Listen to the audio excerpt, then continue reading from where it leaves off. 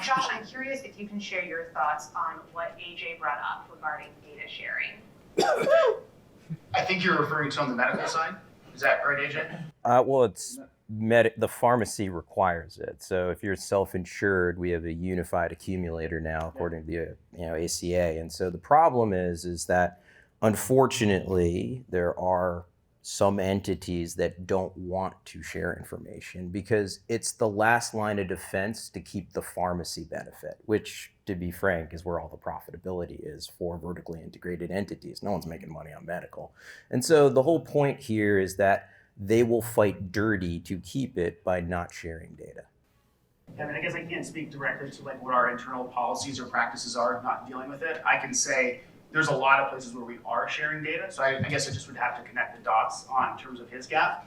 But we see that across point solution vendors that need data to support what our clients are hiring them to do and how we share that.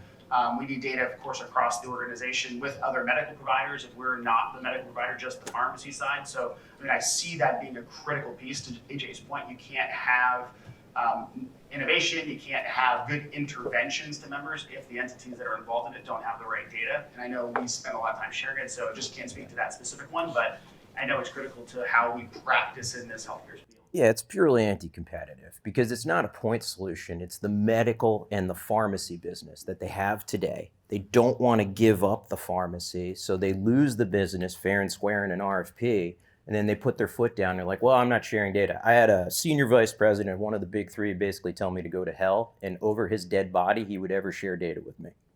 That's the country we live in. And so, oftentimes the only way you can push back is to have a payer that basically says, well, I'm willing to move my medical away from you because of this behavior. And this is how we have connections with 600 other entities.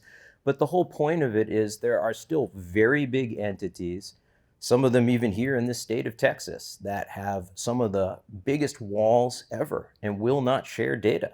And again, it's highly anti-competitive. They're tying two products together.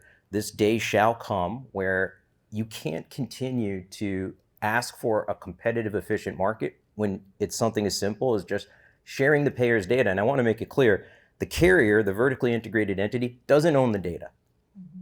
Anyone who says it's my data and it's proprietary, and let me tell you, I've sat through enough meetings where vertically integrated carriers get on their soapbox and say, this is proprietary, it's my pricing, no one can see it. And I'm like, that's ridiculous. It's not your pricing under a self-insured policy, and again, arrangement. The actual payer owns the data. And this is so important. And we're making progress, but as you can tell by my frustration, there are still people out there, big entities, that play dirty.